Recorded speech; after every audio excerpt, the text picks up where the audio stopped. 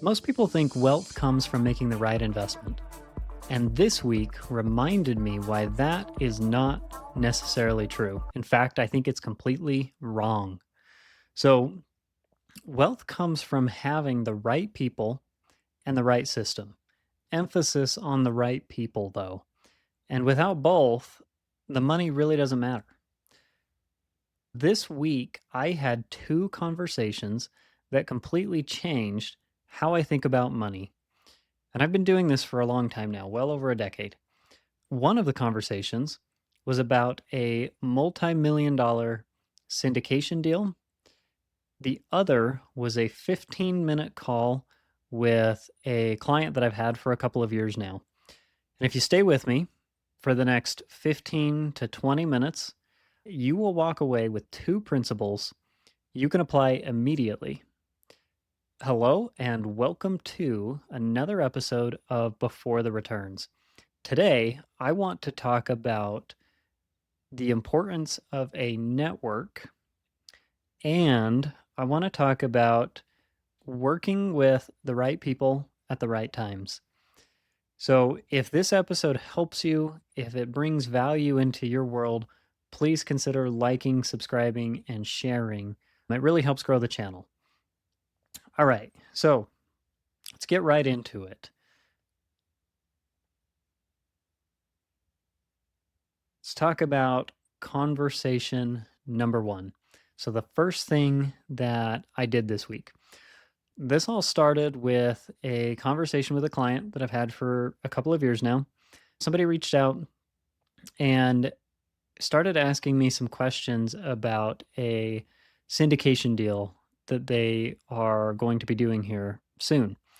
This is not even a conversation remotely close to what I've had with this client in the past. Worked with this individual for a few years, and most of our conversations have actually revolved around insurance and family banking. So he's been using whole life insurance for quite a while. He has some term insurance, a few different things going on. And I've known that they own businesses, and we've had brief conversations here and there about those things, but we really never got into depth on what it was that he wanted to do next. So this week, though, he brought up, or I guess it was actually last week, he brought up some of the things that they have started talking about, meaning him and his business partners on next steps, next things they want to do. So they have a long family history of owning businesses, of owning companies. But he said, we've got this business idea and we're interested in syndicating this deal, interested in getting things started and really growing it into what could become 20 to 30 locations over the next couple of years. Based on their history, the last 30 to 35 years of being involved in this particular industry, everything sounds like a really solid idea. So we got into detail on it, and it turned out there was a couple of really specific things that he had questions on and needed connections for. And while that is not specifically my field, and I always want to be cautious about giving people advice that I may or may not be totally qualified to give. And my goal is never to point anybody in a direction that I can't confidently point them in. So I gave him some tips and things from the experience I have with syndications, which I've always been involved as what they call an LP or a limited partner. So I invest in syndications, but I don't typically run the syndication. So I talked to him a little bit about that side of things and what he can expect when he's talking to other investors. And then I said, okay, I think I can make a really good connection here for you to get you where you're trying to go, but do it with somebody who has the expertise and can give you the guidance to really take this to the next level. And that whole conversation meant that what I did next is I reached out to somebody that I don't necessarily talk to super often, but is a really good connection. Just presented the idea to him and very quickly got a response that, hey, yeah, this is something I'd be interested in talking about. So I was able to make a email introduction between the two. Within A few hours of making that introduction, both of them had responded and connected with each other, and things started to take off from there. This whole experience was a really good reminder that in building wealth, your network matters so much more than pretty much anything else that you could do, right? By making the right connections to the right people at the right times, you have the ability to what like in this scenario, this could turn into 20 to 30 additional locations for this business owner based on just a couple of short conversations, right? So it's sometimes one or two conversations can absolutely change the trajectory of your life. It doesn't take a lot, it just takes the right connections at the right times. So it really stood out to me that that wealth is a team sport, right? Trying to do this on your own, trying to invest in the right things and make the right decisions and make all of the moves that we have to make financially to grow our financial picture, doing that alone is 100 times, if not 1,000 times harder than just bringing the right people in. We all want to grow, right? So it's so much easier when you grow together. I've noticed though that a lot of people do try to build wealth alone. So if you take nothing else away from this episode, it's reach out to that individual that maybe is on the back of your mind. Reach out to the person that you think might be able to make a connection for you, but do it with the intent of adding value first, right? If you really want to grow your network and if you really want to grow your net worth, add value to other people and you'll naturally make the connections that you need to grow both of those things. So, like I say, if you take nothing else away from this, take that one thing. Reach out to other people, add value to them, and I can promise you, you will be able to grow both your network and your net worth just by having simple conversations.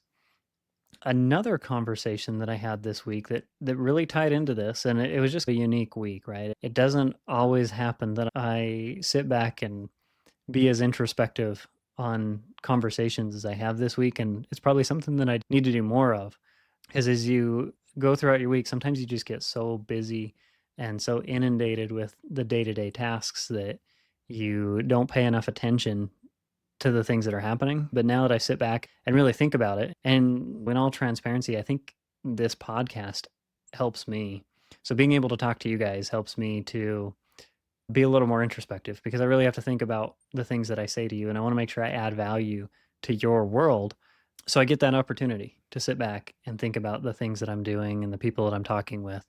So a second conversation that I had though, and a second story, this this is maybe just a little moment of gratitude here, but it really reaffirmed some of the strategies and all the work that goes into what I do. This is a client that I met a few years ago. I actually met him at a real estate event. It was a real estate mastermind in California with an incredible group, an incredible gentleman that I know is his name is Jason Hartman. Not the client's name, but the mastermind group that I met the client at. And I would highly recommend following his podcast. If you're interested at all in real estate, take a look at his stuff. Jason is an incredible guy, just really good group to be involved with. Anyway, getting back to the story here. The client that I have, he reached out the other day and said, "Hey, do you have 15 minutes that we can talk this week? I just have a couple of questions. Want to make sure I'm doing things strategically as we make some changes with our real estate." Great. Got together today, actually. Had a great conversation with him. And for probably, I don't know, close to 10 minutes on that call, he was just raving about the results that he's gotten from the strategies that we implemented over the last couple of years. And what really stood out is in that conversation, he basically said, when I met you a couple of years ago and we sat down to talk about family banking and to talk about insurance and implementing these tools, he said, it was really hard for me to come around on this strategy. It was hard to get on board with it because it can sound a little bit different. And very analytical individual, one of those clients that he took a while, right? And a couple of really in-depth meetings. We went over a lot of numbers, and it just took some time for him to grasp it and say, okay, I'm ready to dive in. He made the leap. Let's see, 2 to 3 years after we got things started, had a rougher year in his business, and that would be this year. Now, what enabled him to both keep the business going and keep some of his real estate going was the fact that he had implemented family banking and followed the strategy exactly as we talked to him about doing. So, on the conversation today, he just said basically that because he implemented those strategies, everything worked out just fine this year. And he had a ton of gratitude for the situation and for being able to do it, right? And it was just a good reminder that the two things I mentioned at the beginning of this podcast were one, your network matters, right? Meeting the right people at the right times and having those connections really play a huge role in your success. But the second part is the systems and the processes and just having some strategy behind what you do rather than jumping out there and just making a bunch of random moves and hoping something sticks, right? Because this guy had the right network, so he put himself in the right rooms, met the right people at the right times, and did the things that he really felt were going to make the biggest difference for him, not just, again, throwing things at the wall and hoping it sticks, but implementing concepts and strategies and using the right tools, he's now being able, just a few years later, he's being able to see the results of that. And it's made a massive impact in his life, his family's life. And it's just something that's it's really cool to see. So it was a great reminder to me of why it's so important to have these systems and processes in place. Couple of things here to just connect the dots. Money alone doesn't create freedom, right? It's not just, again, let's have this big bucket of money and hope that solves the problem. It's probably not going to solve the problem. We've all heard about people who win the lottery and within just a few short years, they're bankrupt. They can win hundreds of millions of dollars and fairly quickly it's all gone. Why? Because they don't have the right people involved and they don't have the right systems involved because it's pretty easy when all of a sudden you get two, three, $400 million for the wrong people to get connected with you. We've got to be really careful about that. And when you go from one level of wealth to a significantly different level of wealth overnight, you haven't had the time to think about how you're going to handle that, right? And so a lot of times we make some pretty poor decisions when that happens. That can also happen if we accumulate wealth slowly, if we're not careful, right? There's this term out there called lifestyle creep, just meaning as you make more money, if you're not paying attention to what you're doing and you don't have the right systems in place, you're very likely to just spend more money. So it really won't matter whether you make 100,000 or 200,000. You're going to just keep spending more money because your lifestyle is steadily creeping up with your income. Okay. So implementing the right tools at the right time will dramatically change that and allow you to have a much better long-term result. So let's, I want everybody who's listening to just ponder this question for a minute. But if your income stopped for 90 days, would your financial life still work? Could you cover your expenses, protect your family, seize an opportunity, meaning let's say a great investment comes up or something happens that is a once in a lifetime deal, right? Those do happen. If that comes up, but your income is stopped during that, can you do anything about it? Or are you stuck? And can you move without panic? If you're without work for 30, 60, 90 days, what is that feeling like in your life? Just thinking about that for a minute. Do you feel peace or do you feel an immediate sense of anxiety that's building up?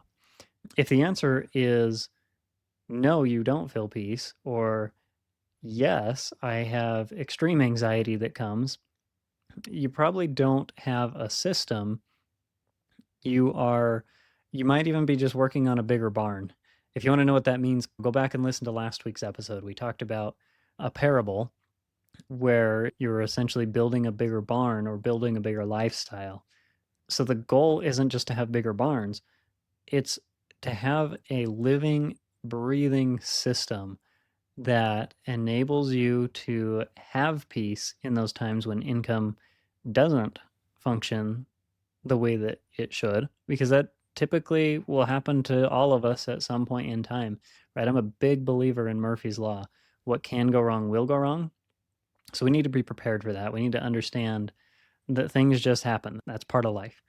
Family banking, high level, it's not about a product, it's about liquidity, control, flexibility, and continuity. So, if this episode helped you in any way and added value to what you're trying to do financially, please again consider liking, subscribing, sharing, pass this on to other people that might be able to find value from it and follow along. I'll continue to release content every single week. We put it out every Thursday. So you can always expect to see a new video on Thursdays and provide any feedback. Let us know how we're doing. So, with that, have a great week and we will talk to you next week.